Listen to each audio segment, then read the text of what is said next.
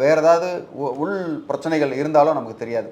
இப்போ for example வந்து land acquisition, அரசாங்கம் வந்து தனக்கு தேவையான நிலத்தை வந்து பறிமுதல் பண்ண முடியும். அரசாங்கம் கேட்டால் நீங்கள் எந்த உங்கள் பட்டா நிலத்தையும் கொடுத்தாகணும்.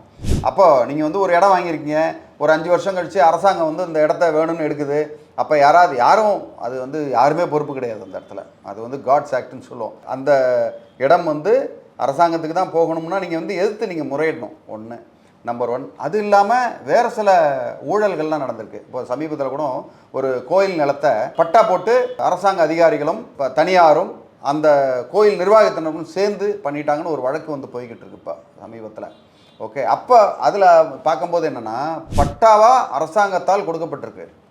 அரசாங்கத்தால் கொடுக்கப்பட்டு அந்த பட்டா புறம்போக்கு நிலம்னு சொல்லி அதுக்கப்புறமா பட்டா கொடுத்து அந்த பட்டாவை வந்து பத்திரப்பதிவு பண்ணி அடுத்தடுத்து ஒரு 4-5 கை மாறி கடைசியில் இப்போ வாங்கியிருக்கவர் சொல்கிறார், ஏங்க நான் எல்லாமே லீகலாக நான் ஒரு 40 வருஷம் செக் பண்ணேன்.